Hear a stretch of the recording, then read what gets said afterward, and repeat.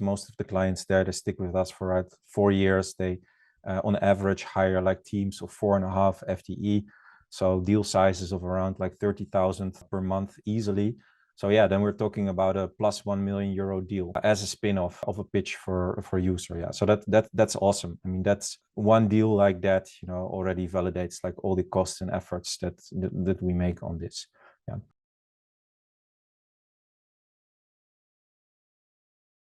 Thanks for having me. Super nice to be here. My name is Leo. I'm the founder of Amsterdam Standard and User. Amsterdam Standard is a development company, founded it 22 years ago already. And what we do there is we support fast-growing Dutch tech companies, mostly startups and scale-ups, all building SaaS products. We support those companies with development teams. Most of our teams are based in Poland, and they are very technical people. We experienced a few years ago already that there is a much bigger demand for UX expertise actually among those clients.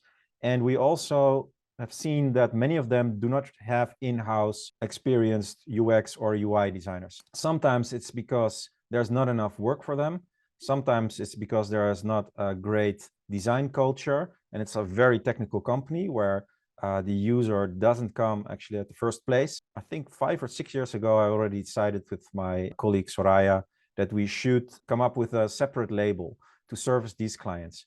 A label that would really focus on SaaS applications and then actually only on B2B, because that's where we actually have built our experience. So we created User as a spin-off company of Amsterdam Standard. Initially, we first started to work for our Amsterdam Standard clients and also for the brand Global Orange. Global Orange is a company that I merged my company Amsterdam Standard with 3 years ago. So we had, I would say, a running start. The designers of User started working for the clients of those two brands. And that's basically how we started. Well, honestly, it was actually for the first time in all those more than 20 years that I'm an entrepreneur right now that I had to think about marketing and sales. Amsterdam Standard was always a running business. Clients just came to us through referrals. So we always really did our utmost to make our clients happy. And if you do that in such a small ecosystem as the Dutch tech space actually is, you always know that, by making one client happy, you will just get referrals. And that was enough for a running label, right? Because it really took like a long time before that label was successful and big as it is right now. But if you start working on a new brand, then you actually have to do something, especially if you want to position this as like the best B2B SaaS studio. And honestly, I had like zero experience with active business development. So I was always sitting back, waiting for a good client to be referred to me. And then, of course, I would do my whole show, go there, make them happy, share all my knowledge and expertise with them. And for sure, this could lead to like deals. But that's like a way different approach to actively reaching out to the market and, trying to introduce yourself. So I actually had like no clue how to do that. I think I experimented a little bit with, for example, Google AdWords to see if that could lead to, some inquiries on our website. But honestly, there was like pretty much nothing out there. So I was in the back of my mind thinking about these, strategies, actually how to conquer the market. And then actually I received your sales letter, and that triggered me to contact you. Yeah, so first of all, you have to understand that the business that we are in, the sales cycles are pretty long. And we started probably in the worst economic year that I have experienced in the last 22 years. So my expectations were pretty low, but we had to do something. And I thought that, if you guys were not able to nail this, then I would probably not be able to do it better myself. So the start was very slow. I mean, it took like quite a long time to build up all the knowledge together. Still, it was like, we were still doing things and it just takes time. But at some point, the amount of leads were really like staggering. I mean, this was just crazy. And I still have days. I think I had a day like that yesterday where I have like 4 calls with leads that you guys generate. So the amount, initially, I expected that I could get maybe like 6 to 8 leads per month. That would already be, I mean, if I look back at my expectations 1 year ago, 6 to 8 leads per month, like qualified leads that, have seen our documentation, that were confirmed by you guys that they would actually show up in the meeting. That's like already like an insane amount for a company like us. And now I sometimes have like, 4 per day. I think last week you closed like 6 or 7 leads for us in 1 week. So if let's say that totals up to like 25 per month, that's like almost 1 per day.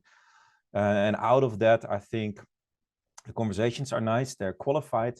And I think that around 30 to 40% of those leads is also really like what I would qualify as ideal customer profile. So that's pretty crazy. I mean, it really took a while. I mean, of course, we had to align, internally with you guys to make the email script better, to make the sales letter a good one, to even like simple things like time management, when to arrange those things in my calendar, because at some point it was like a mess. But it's like super nice to handle that together and to actually come up to a situation where, yeah, I'm just happily starting the working day, checking my calendar and seeing, hey, what's planned for me today. And then you really have like great conversations with usually even like the founders or CEOs of the companies, which is great. I mean, those are the people that I have to talk to share my message. So yeah, that's above expectation in terms of quality. And yeah, I mean, we are working together now for 12 months. And I think that since 2 months, we are, I would say, really in the zone where we, have like the right amount of leads, the good quality of leads. And before that, it was pretty long build up. But yeah, I would never expect in the beginning that we would reach the quality and amount of leads that we actually have right now.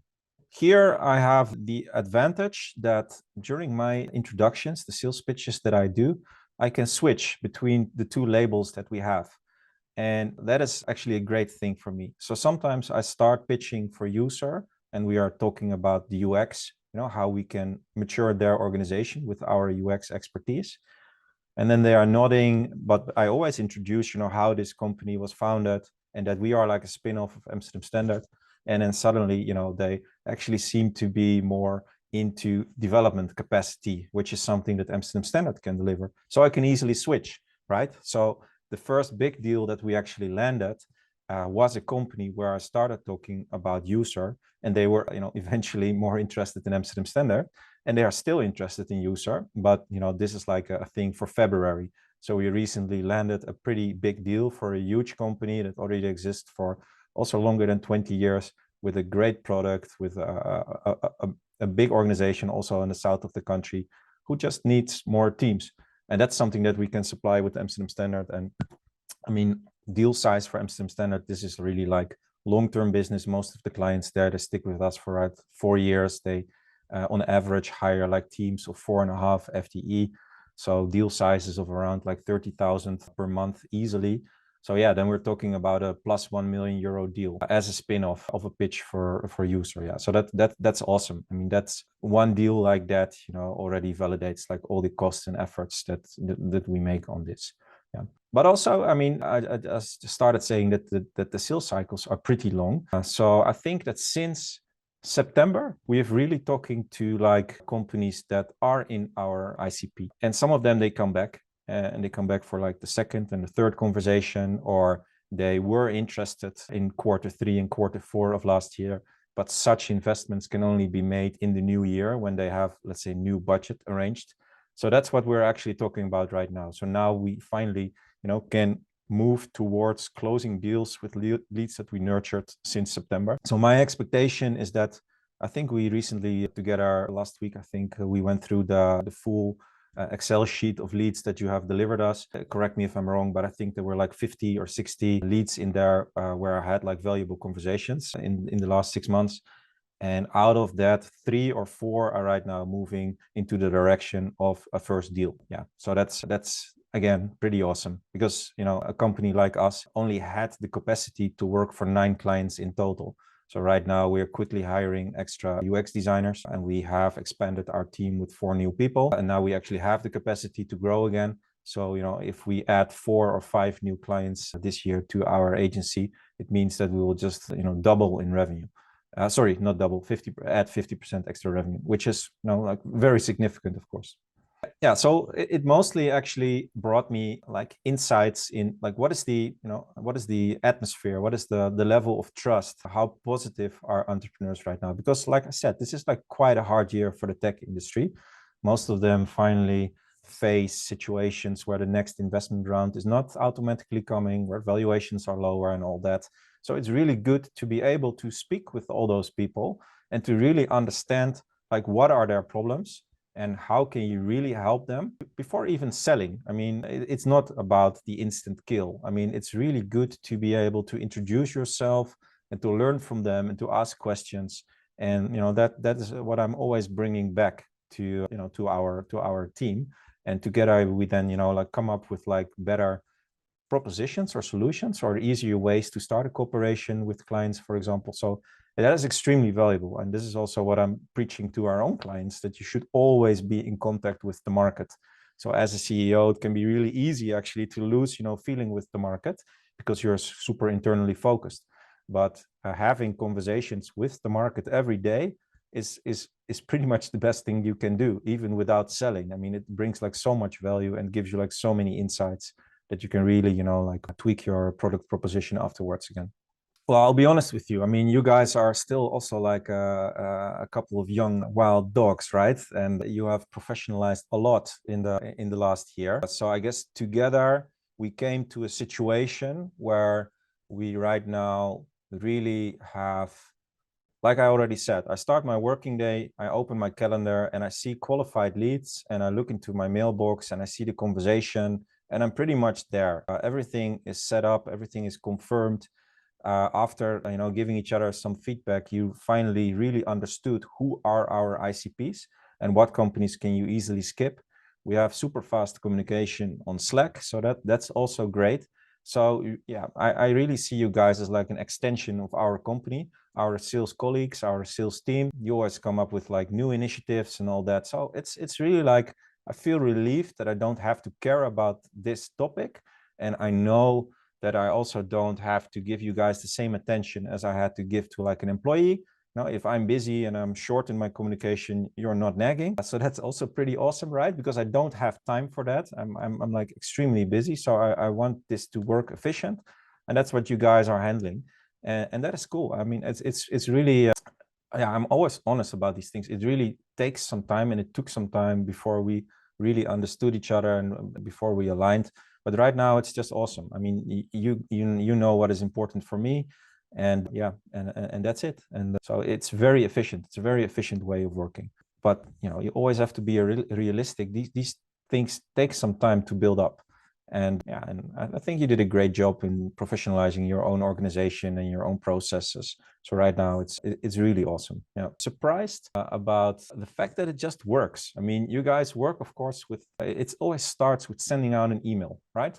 And many people say, well, email marketing is like, this is dead, and this doesn't work, right? And this is, yeah, this is you shouldn't do that, and this is spam, and this is like bad for your reputation. And of course, there is a complainer. I mean, we had one complainer today on Google who wrote that he didn't appreciate our emails, right? Well, that sucks. I mean, it's not nice that some people do not appreciate that, and we should take care of that. But the trade-off is that I had like 60 great conversations with real cool companies that I would not have talked to. And the funny thing is that most of the conversations always start with their introduction. That yeah, usually I always delete these emails and I receive so many per day. But you guys just wrote me right on time because we were just talking about this topic in the company this week. We have to do something with our UX in our our case. And yeah, and your message triggered me. It was like smart, and you also come up with some some business goals, etc. So I was just interested to listen to your pitch and introduction, and that is cool. So the fact that it's still a numbers game, and you should not forget that. So we have sent out thousands and thousands of emails, and many of them just delete it. They never read it. But some of them you just write at exactly the right time that it's like relevant for them. And that is cool. And that is my biggest learning actually last year, that you should always keep doing that, because if you don't do it, you just miss out on all the opportunities out there, because some people are actually waiting for your message, and that's it. And yeah, it would be really stupid to cut on that if you had a year where you had like 60 really great conversations with people that you would never normally have talked to, right? So that's really valuable. Yeah. And one more thing, I mean, me as a founder of the company and the CEO, I decided to do these conversations myself and not delegate them to a sales employee, for example. First of all, because I didn't have a sales employee, so that made it simple. But I also was not, like willing to hire one, because I immediately, from the first week that I was doing these conversations, I felt that, first of all, the CEO to CEO or founder connection that you can build up is great. I mean, you have like very different conversation, and the feedback that you're getting and, the opportunity to sharpen your proposition and pitch is just awesome. And this is really needed if you're still building a company that is not done yet. So yeah, so again, like even without the results, at some point I already felt like this is like valuable thing for us. And the fact that the results are coming right now and that the leads are still coming and that, every day we just see like super interesting communication opportunities being pushed by you guys. That's just very comforting us. This really builds our internal trust that we are like on the good path, right? If we would not have those positive replies, then for sure, we would have probably changed our business model already, like let's say last year, September, October. But now we really feel that our proposition is spot on. So that also gave us the trust, to extend our team again with like 4 people. So that's pretty cool.